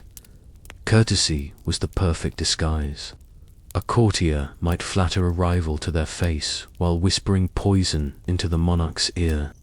A gift could be offered with apparent generosity, yet hide a message of hostility. Even invitations to dine or converse could mask hidden traps. The surface was elegance. The reality was sabotage. Spies and informants relied on the language of politeness to gather secrets. A harmless question asked at a banquet, or a sympathetic nod in a private chamber, might encourage a courtier to reveal too much. Rivals knew that anger or rudeness drew suspicion, so they betrayed each other with silken voices and perfect bows. Monarchs themselves sometimes played this game. Kings and queens could smile at a courtier during a feast, even as they signed their death warrant in the council chamber. Etiquette required the condemned to return the smile, unaware or perhaps fully aware that the mask of courtesy hid their downfall. Henry VIII was notorious for showering courtiers with favor one week, only to send them to the scaffold the next. Even alliances were built and broken politely. Betrayal did not come with shouting, but with the quiet withdrawal of an invitation. A cold glance across the ballroom, or the deliberate omission of a bow. These subtle breaches of etiquette carried messages sharper than steel. You are no longer in favor. Your power is gone, your end is near. The glamour of courtly manners paints a picture of refinement, but the truth is that etiquette was often the language of treachery. Betrayal at court was not delivered with brutality, was delivered with grace. And that made it all the more dangerous. One of the most chilling truths of royal courts is that danger did not always announce itself with a trial or a public execution. Sometimes it came in silence. Courtiers who had been laughing at banquets one evening were gone the next morning, erased from chambers, corridors, and memory as if they had never existed at all. Disappearance was its own form of etiquette. Monarchs and ministers rarely explained these values. To speak of them openly was dangerous. To question them was forbidden. Instead, courtiers learned to treat absence as a message. An empty chair at the council table, a vacant chamber in the palace, a name suddenly unspoken. These were warnings that someone had fallen out of favor, and that others should tread carefully. Some vanishings ended in exile. A noble might be quietly escorted to a distant estate, never allowed to return to court. Others were imprisoned in dungeons or towers, their fates whispered about, but never confirmed. And some simply vanished forever, victims of poisons, assassinations, or secret executions that the crown preferred to keep hidden. The fear was constant. No one at court could ever feel secure. A misplaced word, an ill-timed bow, or the jealousy of a rival could be enough to condemn a courtier to oblivion. What made this terror more powerful was its silence. The court did not mourn those who disappeared. It erased them. Portraits were removed, letters destroyed, and names struck from records. Etiquette demanded forgetting, as if loyalty required collective amnesia. This silence created a chilling atmosphere. Courtiers smiled brighter, bowed deeper, and spoke more cautiously, knowing that survival meant obedience not only to the rules spoken, but to the rules unspoken. The court was a stage where actors could be dismissed mid-play, their roles absorbed by others, their exits left unexplained. The glamour of royal palaces hides this haunting truth. Sometimes the greatest power was not in crowns or jewels, but in silence. To vanish overnight was to be erased not only from the palace, but from history. And that, perhaps, was the cruelest punishment of all. Royal courts did not exist in isolation. Ambassadors, envoys, and nobles from distant lands often came bearing gifts, treaties, or proposals of alliance. But when cultures met within the palace walls, etiquette itself could become a battlefield. What was considered respect in one land could be seen as insult in another land. These misunderstandings sometimes carried consequences far more dangerous than broken decorum. Bowing, for example, was a common source of conflict. In Europe, nobles bowed deeply to monarchs, but rarely prostrated themselves fully. Yet in China, foreign visitors were expected to perform the kowtow linging and pressing, their foreheads to the ground multiple times before the emperor. When British envoys refused this act in the 18th century, believing it beneath their dignity, it nearly shattered diplomatic relations. What seemed like a matter of posture was, in truth, a clash of worldviews. Gifts, too, created peril. In Ottoman courts, presenting tribute was an act of deference, but in Europe, some ambassadors balked at the implication of submission. A jewel, an animal, or even a piece of fabric could be interpreted as a sign of loyalty or an insult, if considered unworthy of the monarch's status. Courtiers scrutinized every detail: how the gift was wrapped, how it was presented, and whether the giver bowed deeply enough. Table manners were another trap. At banquets, foreign guests often found themselves overwhelmed by layers of rules: when to drink, how to address the king, how to use cutlery properly. One misplaced sip or clumsy gesture could be taken as deliberate disrespect. In return, foreign visitors sometimes brought their own customs, confusing hosts who struggled to interpret unfamiliar rituals. Some monarchs weaponized these cultural clashes by demanding foreign envoys follow their strictest rules of etiquette. They asserted dominance, making the visitor bend literally and figuratively to their will. Those who complied secured favor.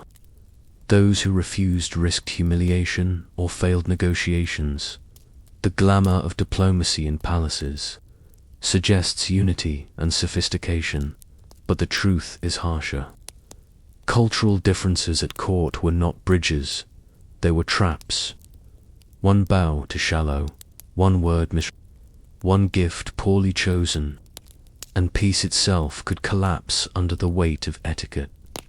When foreign ambassadors arrived at a royal court, they rarely came empty-handed. They brought gift subjects, chosen not only for their beauty, but for their meaning. Exotic animals, rare spices, embroidered silks, and jeweled artifacts crossed seas and deserts to reach the hands of kings and queens. But these gifts were never simple tokens of goodwill. In the theatre of the court, they were symbols of loyalty, submission, and power. Every detail mattered. The size, rarity, and value of the gift were judged carefully. A diamond sent to a queen could secure an alliance. A poorly chosen item might spark outrage. When the Sultan of the Ottoman Empire sent exotic animals to European rulers, it was not only generosity but a statement: we command wonders you cannot obtain. When European monarchs exchanged tapestries, gold, or fine glass, they too sent messages about their wealth and artistry. The ritual of giving was as important as the gift itself. An ambassador had to present it at the right moment, with the proper bows, words, and posture. Some monarchs demanded elaborate ceremonies, ensuring that the act of presenting a gift reinforced their superiority. In France, gifts to Louis XIV were displayed for courtiers to admire, transforming them into proof of the king's global power. In China, envoys were expected to offer tribute with humility, reinforcing the emperor's role as the center of the world. Receiving a gift also carried rules. A monarch could not appear too eager, lest it seem they lacked wealth of their own. But they could not dismiss the gift entirely, for that risked insulting the giver. Sometimes, rulers staged elaborate shows of indifference, only to later display the gift proudly as a mark of favor. Courtiers learned to read these responses carefully, for they revealed the monarch's true attitude toward foreign powers. But gifts could also be traps. A jewel laced with poison, a fabric concealing a hidden message, or even an animal carrying disease could threaten the safety of the court. For this reason, all diplomatic gifts were inspected, handled, and sometimes tested before reaching the monarch's hands. Trust was never absolute. The glamour of these treasures dazzled the imagination, filling palaces with wonders from every corner of the earth. But beneath the sparkle lay tension. At court, gifts were never free, they were weapons of diplomacy. Each one a gamble in the dangerous game of survival to us. Etiquette mistakes may seem small, using the wrong fork at dinner, forgetting a bow, or speaking out of turn. At court, however, such breaches were not trivial. They were crimes against hierarchy, affronts to the crown, and acts that could be punished with terrifying severity at the French court of Versailles. A misplaced curtsy or failure to follow ritual could exile a noble from the king's presence. To be denied access to Louis XIV's daily ceremonies was political death. Without the chance to be seen, courtiers lost influence, wealth, and power overnight. A single etiquette mistake could erase a family's fortune. In Tudor England, the consequences could be far bloodier. Henry VIII was infamous for punishing breaches of etiquette as treason. Speaking too freely, refusing to follow courtly rituals, or showing insufficient deference could lead to imprisonment in the Tower or execution. What might seem like a casual slip of manners could be recast as rebellion against the throne. In Asia and the Middle East, etiquette breaches carried equally grave weight. At the Chinese imperial court, refusing to perform the kowtow before the emperor was a direct act of defiance, often ending in expulsion or worse. In the Ottoman Empire, failing to observe strict ceremonial rules in the Sultan's presence could cost an ambassador his life. Even minor punishments were devastating. A courtier might be stripped of titles, denied privileges, or publicly humiliated in front of their peers. Nobles who laughed at the wrong moment, touched the monarch without permission, or wore forbidden colors could find themselves banished, their reputations ruined beyond repair. The harshness of these punishments was deliberate. Etiquette was never about politeness, it was about power. By making the smallest mistakes carry enormous consequences, monarchs ensured constant fear and obedience. The glamour of royal courts hides this brutal truth. Elegance was enforced with iron. Behind every bow, every word, every gesture was the shadow of punishment. At court, one wrong move could cost you not only your place, but your life. Royal weddings are often remembered as moments of splendor, brides in glittering gowns, grooms in regal attire, and grand ceremonies attended by nobles and dignitaries from across the world. But behind the spectacle of music, flowers, and feasts, these weddings were not simply celebrations of love. They were political contracts, and every detail was dictated by hidden codes of etiquette. The ceremony itself was heavily choreographed. Who entered the church first? Which hand held the bride's bouquet? How many steps were taken toward the altar all carried symbolic weight. To misstep in this carefully staged ritual was to risk scandal. Courtiers whispered about the smallest errors, a misplaced vow, a dropped ring, or a glance held too long with someone other than the groom or bride. These mistakes could ignite rumors that haunted the couple for years. The bride's attire was bound by etiquette. White, now seen as a symbol of purity, was not always the tradition. Royal brides often wore colors chosen to represent dynasties or alliances. The fabric, embroidery, and jewels of a bridal gown sent messages to foreign courts: wealth, power, or humility.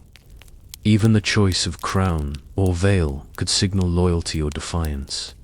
Guests, too, were bound by strict rules. Where nobles sat in the church revealed their status, and whether they were in or out of favor with the crown. The order of who congratulated the couple, who touched the bride's hand, or who stood closest to the monarch was scrutinized carefully. A guest who overstepped could insult an entire dynasty. The marriage bed was not always private either. In some courts, the consummation of the marriage was witnessed by attendants or confirmed publicly, ensuring the union was valid in the eyes of the court and the state. What should have been a personal bond was instead treated as political theater, designed to secure dynasties. The glamour of royal weddings dazzles the imagination with beauty and celebration. But the truth is harsher. These weddings were not about love, they were performances of loyalty, power, and duty, where every bow, every gesture, and every smile was bound by rules. Though the days of absolute monarchs have faded in much of the world, the etiquette of royal courts has not disappeared. In fact, many of the rules that once governed medieval palaces still shape the way people interact with kings, queens, princes, and princesses today. Meeting a royal remains a ritual, one steeped in history and loaded with unspoken rules. Bowing and curtsying may no longer be enforced by law, but they are still expected in many monarchies. In the United Kingdom, it is customary for women to curtsy and for men to bow their heads slightly when meeting a member of the royal family. While refusal carries no legal penalty, it is still seen as disrespectful, and breaches often make headlines. The old language of deference lives on in these small gestures. Forms of address are just as strict. The first words spoken to a monarch are almost always Your Majesty or Your Royal Highness, with subsequent exchanges shifting to Sir or Ma'am. Saying simply hello or using a first name is unthinkable. The echoes of the old rules where using the wrong title could mean treason remain etched in modern manners. Physical contact is also controlled. Unlike in the past, where touching a monarch was forbidden entirely, today the expectation is softer but still clear.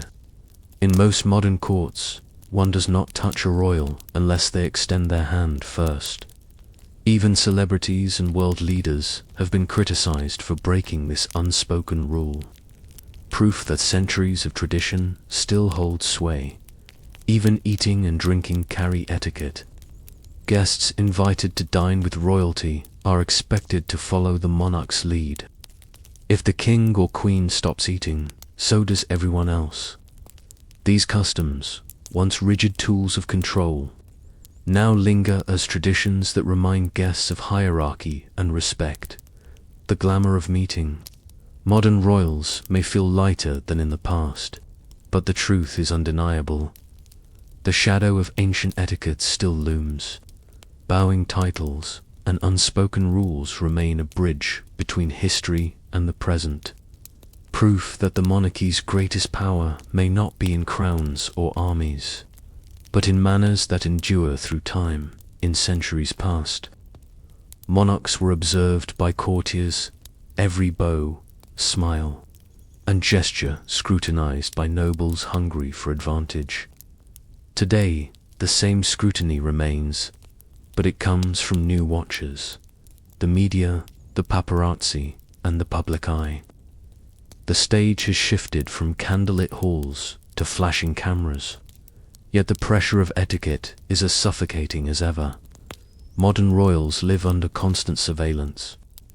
Every step outside the palace is photographed, every word recorded.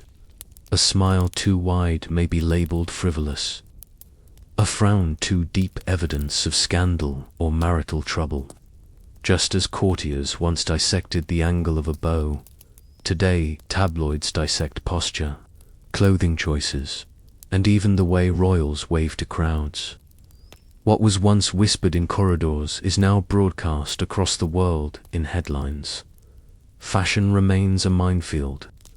Outfits worn by modern royals are studied as closely as gowns of queens centuries ago. Bright colors signal accessibility, muted tones, humility, and black, the gravest mourning. A dress deemed too bold can spark outrage, while one too simple may invite criticism for failing to project majesty. Even accessories, handbags, jewelry, hats are judged with the same scrutiny once reserved for crowns and coronets. Public etiquette has adapted to the modern age. Royals are expected to shake hands, accept flowers, and greet crowds with warmth, but not too much warmth. A hug may appear too informal.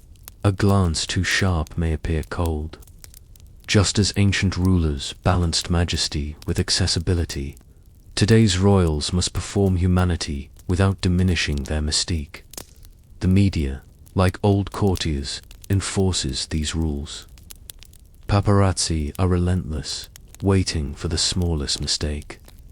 An awkward stumble, a whispered aside, or a misplaced gesture can ignite global scandal. Where once a noble might have been exiled for a breach of etiquette, today's royals face reputational damage played out in newspapers and social media. The glamour of modern monarchy shines in photographs and ceremonies, but the truth is familiar.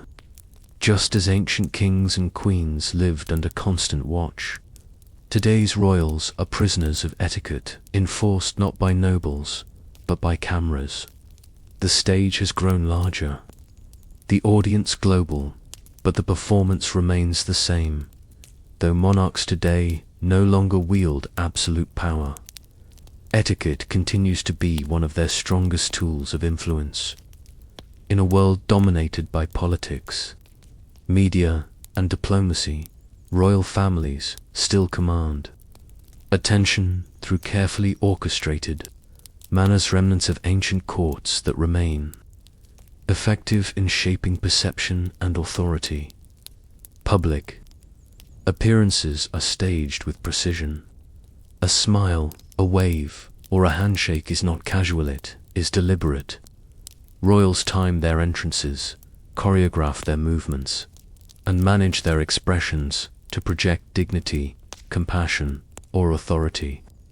Crowds read these gestures as signs of warmth or strength.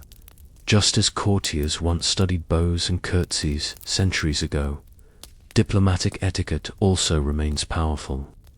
When a monarch greets a foreign leader, the choreography of handshakes, bows, and seating arrangements sends unspoken messages about respect, equality, or dominance. Just as Louis XIV used ceremonies to control nobles, modern royals use manners to remind the world of their continued relevance.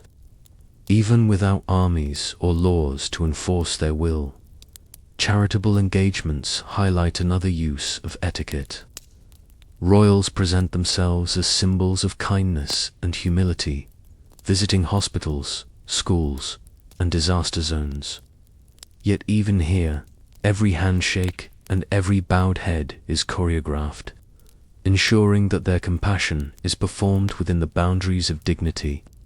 By embodying grace, they maintain moral authority in a world where political leaders often falter. Media strategy is itself an extension of etiquette. Royals know what to say and what not to say. Silence, just like in old courts, can be more powerful than words. A carefully timed smile in response to scandal, or a deliberate refusal to comment, allows them to control narratives without ever breaking their aura of mystery. The glamour of modern monarchy often seems gentle and ceremonial, far removed from the blood and fear of medieval courts. But the truth is that manners remain a weapon, just as kings and queens once ruled through bows and rituals. Today's royals continue to command influence through etiquette, proving that in every age, the most enduring form of power is not violence, but performance. For centuries, etiquette was designed to protect monarchs, surrounding them with rituals that projected perfection. Yet even kings and queens, despite all the rules, sometimes faltered. And when they did, their mistakes were magnified, mocked, whispered about, and sometimes remembered for generations. Blunders at ceremonies were among the most dangerous. A monarch tripping during a procession, fumbling with a crown, or forgetting the words of a prayer could shatter the illusion of divinity. At Versailles, Louis XVI once performed a bow incorrectly, and courtiers quietly ridiculed him, interpreting the mistake as weakness. In Tudor England, forgetting to observe a religious custom could be twisted into evidence of heresy or rebellion. Dining mistakes were equally perilous. Monarchs were expected to embody perfect manners at the table. A spill, a cough, or eating too greedily could spark gossip. Stories circulated of kings who drank too heavily, or queens who failed to follow fasting rules, each slip-feeding scandal and damaging their aura of discipline. Fashion errors could be fatal. When Mary, Queen of Scots, appeared in the wrong color at key moments, rivals used it against her, twisting her choice of dress into accusations of arrogance or political defiance. Monarchs who wore overly lavish outfits during times of famine risked being seen as cruelly out of touch. Even words betrayed rulers. A poorly chosen phrase in a speech could haunt a monarch for years. King Charles I of England once addressed his people with aloof detachment, feeding the perception that he was disconnected from their suffering, an impression that would cost him dearly. In modern times, casual comments by royals caught on microphones have ignited public scandals, proving that the weight of words has never diminished. But the most shocking truth is that these mistakes were rarely forgotten. Courtiers recorded them in letters, ambassadors reported them abroad, and rivals weaponized them for advantage. A single moment of clumsiness could become the seed of rebellion, gossip, or loss of power. The glamour of monarchy paints a picture of flawless rulers, but history tells another story. Kings and queens were human, and when they faltered, the consequences were amplified by the very etiquette meant to protect them. At court, even mistakes were dangerous performances. When we think of wars, we picture armies clashing, cannons roaring, and banners flying. Yet some of the fiercest conflicts in royal history began not on the battlefield, but in the palace halls. Wars fought with bows, ceremonies, and strict codes of behavior. These etiquette wars shaped dynasties, toppled rulers, and sometimes changed the course of nations. Versailles under Louis XIV is perhaps the most famous example. The Sun King elevated etiquette into a weapon, turning rituals into chains. Nobles spent their days competing over who could perform the most perfect bow, who was granted the honor of handing the king his shirt, or who stood closest during the king's supper. Some embraced these rituals, others resented them deeply. The endless demands of etiquette drained noble families of independence and wealth, leaving them dependent on the crown. The result was decades of absolute monarchy, but also seeds of rebellion that would later fuel the French Revolution. In England, disputes over etiquette often mirrored struggles between monarchy and parliament. When Charles I demanded elaborate rituals of deference, his critics saw it as arrogance and tyranny. His insistence on rigid ceremony, combined with political missteps, fanned resentment that eventually exploded into civil war and his own execution. Here, breaches of etiquette were not trivial, they were signs of deeper conflicts about power and authority across Europe and Asia. Rival courts often clashed over the proper rituals of diplomacy. Should an ambassador bow, kneel, or perform the count? Was a foreign gift tribute or a token of equality? These debates could sour alliances and ignite wars. The refusal of British envoys to bow before the Chinese emperor in the 18th century, for example, reflected not only cultural misunderstanding, but also a refusal to yield in matters of etiquette and insult that had consequences lasting decades, even within courts. Factions waged war through manners. Rival queens or mistresses manipulated ritual to undermine each other, exploiting etiquette breaches to humiliate opponents. A missed curtsy, a wrongly timed entrance, or an inappropriate gown became ammunition in battles that could decide who rose to favor and who fell to ruin. The glamour of etiquette suggests refinement and elegance, but history reveals it as a battlefield. Wars were not only fought with armies, they were fought with rituals. And in those battles of manners, dynasties were strengthened, shattered, or erased forever. Servants at court were expected to be invisible silent hands that dressed monarchs, prepared feasts, and carried messages. They lived at the bottom of the hierarchy, bound by strict rules of deference. Yet paradoxically, it was often these very rules that gave them power. By mastering the rituals of etiquette more precisely than nobles, servants sometimes outsmarted their masters and shaped the fate of entire courts. Knowledge was their advantage. Servants saw everything: the monarch's habits, the nobles' rivalries, the whispered words exchanged in dark corridors. A chambermaid folding a gown might overhear secrets of romance or betrayal. A cupbearer tasting wine could notice hesitation, revealing fear of poison. Even a stable boy could glean whispers from drunken nobles in the shadows. What they lacked in titles, they gained in access. Etiquette gave them cover.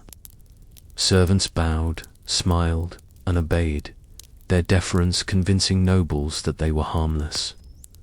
But this invisibility allowed them to move unnoticed, passing information, manipulating rituals, or quietly sabotaging rivals.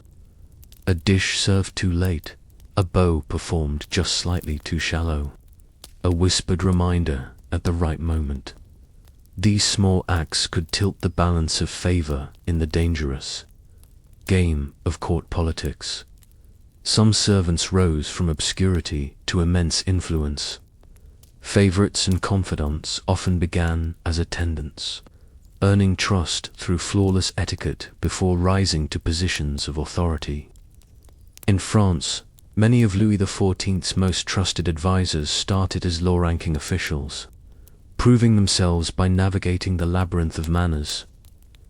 In England, mistresses of kings often began as ladies-in-waiting, using the subtleties of court etiquette to rise from shadows into power. But outsmarting nobles came with danger. If a servant's manipulation was discovered, the punishment was harsh dismissal, imprisonment, or even execution. Their victories had to be subtle, their influence hidden behind masks of humility. The glamour of palaces often ignores the silent figures in the background, yet these servants played crucial roles in shaping history. With bowed heads and quiet gestures, they turned obedience into strategy, and in doing so, they proved that sometimes the lowest at court were also the most powerful. Royal portraits may appear to us as simple works of art, grand paintings of kings, queens, and nobles dressed in finery, gazing regally from gilded frames. But to those who lived in the courts, these portraits were not mere decoration. They were coded messages filled with symbols of etiquette, authority, and power, designed to communicate without words. Every detail mattered. The angle of a monarch's body, the placement of their hands, even the direction of their gaze carried meaning. A king painted standing upright with a sword in hand projected strength and military dominance. A queen seated with an open book in her lap signaled wisdom, piety, or patronage of learning. These gestures mirrored the strict etiquette of daily life, where posture and expression were carefully choreographed. To display status, objects within portraits served as coded messages. A crown on the table might suggest humility, showing that the monarch could rule even without visible regalia. A glove held delicately in one hand symbolized refinement and authority. Dogs painted at a queen's feet signaled loyalty, while roses hinted at love or dynastic ties. To the trained eye, a portrait was a visual performance of manners. As exacting as any bow or curtsy at court, clothing and color were just as significant. Rich fabrics, pearls, and embroidered gold reinforced hierarchy, echoing the sumptuary laws that dictated who could wear what. Colors were chosen not for fashion, but for meaning. Black for dignity, white for purity, red for authority, purple for divine power. A monarch who broke these visual codes in a portrait risked being read as weak, arrogant, or unworthy. Even backgrounds told stories. Columns represented strength and stability. Open windows revealed landscapes of lands ruled or desired. Religious symbols reminded viewers of divine approval, while stormy skies behind a calm figure suggested triumph over adversity. The glamour of these paintings dazzled contemporaries, just as they dazzle us now. Yet behind the beauty lay control. Portraits were not artistic freedom, they were etiquette captured on canvas. They told courtiers how to view their rulers, how to interpret their authority, and how to behave in their presence. In the end, these portraits were not simply likenesses. They were silent performances of etiquette, forever preserving the rules and rituals that bound the court. For centuries, etiquette had been the invisible armor of monarchy. Rituals of bowing, curtsying, dining, and dress created distance between rulers and subjects, projecting majesty and control. But when revolutions erupted, these same rituals became symbols of tyranny and the very thing that fueled rebellion in France. The court of Versailles embodied the height of etiquette. Nobles competed for the honor of handing Louis XIV his slippers, while entire fortunes were spent on gowns to impress at court. Yet by the late 18th century, this ritualized extravagance appeared grotesque against the backdrop of hunger and poverty. When revolution swept Paris, the rituals of the court were ridiculed, the bowing and curtsying dismissed as absurd relics. The guillotine became the new symbol of equality, and the etiquette of monarchy was shattered along with the throne. In England, civil war brought a similar rupture. Charles I insisted on strict ceremonies, demanding deference that his people increasingly refused to give. His adherence to royal etiquette, even at his trial, only deepened resentment. When the axe fell in 1649, it was not only the king who died, but the entire system of manners that elevated him above his subjects elsewhere in the world. Revolutions and reforms toppled old rituals too. In Russia, the elaborate court of the Romanovs, with its jeweled bowls and rigid hierarchies, crumbled in the fire of 1917. Nobles who had once lived by etiquette were hunted, exiled, or executed.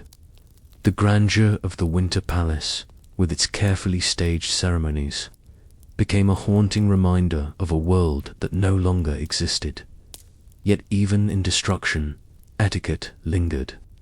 Some rituals survived in memory, in nostalgia, or in the cautious preservation of traditions. New governments often mocked royal manners, but they sometimes adopted their own versions, salutes, uniforms, and titles that mirrored the very rituals they claimed to despise. The glamour of court etiquette had once seemed eternal, but revolutions revealed the truth. These rituals were fragile, dependent on belief. Once the people stopped bowing, the system collapsed. And when the old order fell, centuries of carefully crafted manners vanished with it, proof that etiquette, no matter how rigid, was only as strong as the power behind the throne. Though revolutions toppled thrones and stripped monarchs of absolute power, the rituals of court did not vanish entirely. Many survive today, woven into modern ceremonies, traditions, and public expectations. These remnants of ancient etiquette remind us that even in a democratic age, monarchy continues to thrive on ritual performance. Coronations remain among the most striking survivals. In Britain, the crowning of a new monarch follows a ceremony centuries old, anointing with holy oil, oaths sworn before clergy, the careful placing of the crown. Every gesture mirrors rituals once designed to project divine right. Though kings and queens no longer rule by absolute command, their authority is still cloaked in the language of sacred tradition. State, banquets, and processions also preserve old etiquette. Guests are seated by rank, silverware is arranged in exact order, and the monarch's every move sets the rhythm of the table. The grandeur of these events may now serve diplomacy rather than internal control, but the rules remain almost identical to those that bound courtiers at Versailles or Windsor centuries ago.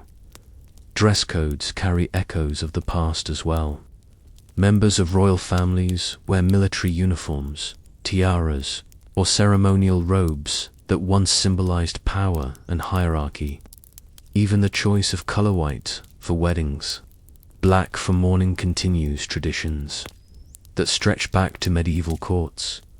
Public etiquette lingers in the smallest gestures. People bow or curtsy when greeting royals, wait for them to speak first, and follow the unspoken rule that meals end when the monarch lays down their fork. These rules are no longer enforced with punishment, yet they persist out of respect, perhaps fascination with continuity. The survival of ritual is not accidental. Monarchies have learned that while their political power has diminished, their influence rests in symbolism. By preserving fragments of ancient etiquette, they maintain an aura of mystery, dignity, and timelessness. The glamour of royal life may feel softer now, less dangerous than in the days of tyrants and guillotine. Yet the truth is that the old rituals still live among us, reshaped for modern times. They remind us that monarchy, even in the 21st century, survives not through armies or laws, but through manners that still command awe. After exploring centuries of bows, curtsies, jewels, silks, banquets, and punishments, one truth emerges: royal manners were never really about elegance. They were about survival, power, and control. Yet behind the glittering ceremonies and suffocating rituals lies a deeper revelation. These manners tell us something enduring about human nature itself, the hunger for hierarchy. Humans crave order, and etiquette at court provided a clear map of status. Every bow, every seat at the table, Every shade of silk told people where they belonged. For courtiers, survival depended on knowing the rules, but for monarchs, the rules reminded all that they stood apart. Etiquette gave visible form to invisible power, the performance of identity. Kings and queens were forced to act roles they could never abandon: divine rulers, flawless icons, perfect hosts. Courtiers, too, lived as performers, masking ambition under politeness and betrayal under charm. This constant acting reminds us that much of human life, even today's performance. We wear masks in workplaces, ceremonies, and social gatherings, shaping ourselves to survive and succeed. The fragility of power. For all its grandeur, etiquette was fragile. A wrong gesture, a missed bow, a poorly chosen word could topple reputations or ignite rebellion. Revolutions showed that once people stopped believing in the rituals, the entire system collapsed. Etiquette could enforce obedience only as long as people agreed to play the game. The persistence of ritual. Even now, when monarchs have lost most of their political power, fragments of these rules in duboes, crowns, ceremonies, and feasts. They continue because they speak to something deep in us. The desire for continuity, symbolism, and spectacle. Ritual reassures us that there is order in chaos, dignity in leadership, and meaning in tradition. The glamour of royal courts dazzles us with images of majesty, but the reality, stripped bare, is that these rituals reveal not just the lives of kings and queens, but the hearts of all people. We are drawn to performance, bound by rules, and fascinated by symbols of power. Royal etiquette, in all its strangeness and severity, is simply a mirror reflecting back the eternal drama of human ambition, fear, and desire. And that, perhaps, is the most shocking truth of all.